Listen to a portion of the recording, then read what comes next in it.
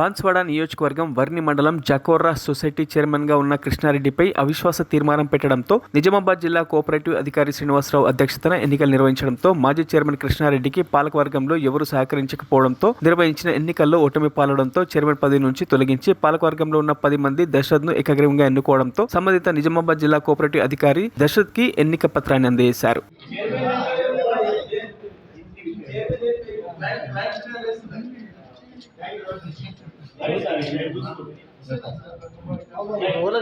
అవిశ్వాస తీర్మానం ద్వారా ఖాళీ ఏర్పడ్డ అధ్యక్ష పదవికి పాలకవర్గ సభ్యుల కోరిక మేరకు ఈరోజు మధ్యాహ్నం తర్వాత అధ్యక్షుడి ఎన్నిక గురించి పాలకవర్గ సమావేశం ఏర్పాటు చేయడం జరిగింది. అందులో ఒకే ఒక ప్రతిపాదన శ్రీ బర్దవాల్ దశరథ్ గారి పేరున అధ్యక్షుల పదవి గురించి ఒకటి ప్రతిపాదన వచ్చింది. కావున ఆయన ఏకగ్రీవంగా ఎంపికైనట్లుగా నిర్ధారిస్తూ ఆయనకు అధ్యక్షుడిగా ప్రకటించిన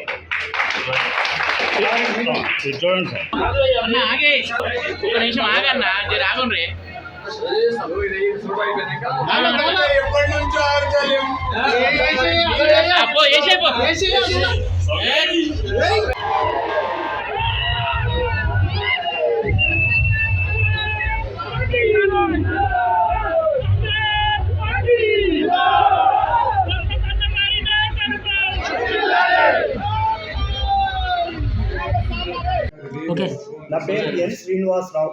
నేను జిల్లా సహకార అధికారి, joint registrar of cooperative societies, Nizamabad district.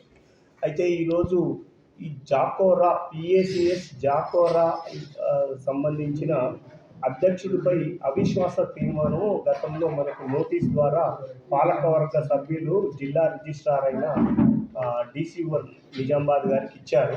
దాంట్లో భాగంగా ప్రాసెస్లో భాగంగా సహకార సంఘాల చట్టం section 34A and rule 24A ప్రకారంగా ఈరోజు 3వ తారీఖు ఫిబ్రవరి 2024 నాడు ఉదయం 11 గంటలకు ప్రత్యేక సమావేశాన్ని, అంటే ఏదైతే నో కాన్ఫిడెన్స్ మోషన్ నోటీస్ వచ్చిందో దాని మీద చర్చించి డిసైడ్ చేసుకోవడానికి దానికి నోటీస్ ఇచ్చాము. ఆ నోటీసులో భాగంగా ఈరోజు మేము 11 గంటలకు సమావేశాన్ని ఏర్పాటు చేసుకున్నాము. ఇందులో కోరం 7 ఉంటే 10 మంది అటెండ్ అయినారు. యాక్చువల్గా కావాల్సింది కోరం 7, కానీ 10 మంది అటెండ్ అయినారు. 10 మందిలో మనము వాళ్ళకు చర్చకు అవకాశం ఇచ్చాము.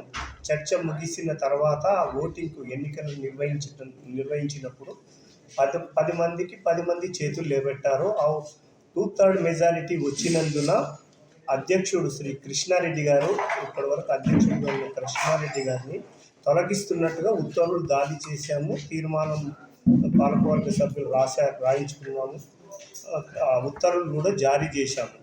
అయితే తదుపరి అధ్యక్షుని ఎంపిక గురించి సభ్యుల కోరిక మేరకు 15వ తారీఖు నాడు ఉదయం 10:30కు ఇదే కార్యాలయంలో ఇక్కడ ఎంపికకు తేదీని నిర్ణయించి నోటీసులు జారీ చేసినాం పాలకవర్గ సభ్యులందరికీ.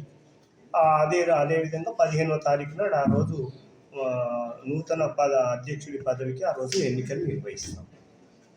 ఇంకొక విషయం ఏంటంటే, అప్పటి వరకు సహకార సంఘాల బైలాస్, ఈ సంఘం జాకోరా సొసైటీ యొక్క బైలా ప్రకారంగా ఉపాధ్యక్షుడు అధ్యక్షుడు ఎంపిక అయ్యే వరకు తదుపరి సమావేశాలు అవసరం ఉంటే నిర్వహిస్తాం, కార్యకలాపాలు నిర్వహిస్తాం. 15వ తారీఖు ఫిబ్రవరి రోజు మన అధ్యక్షుడికి నోటీస్ జారీ చేస్తాం. మరిన్ని అప్డేట్స్ కోసం మా ఛానల్ని సబ్స్క్రైబ్ చేయండి.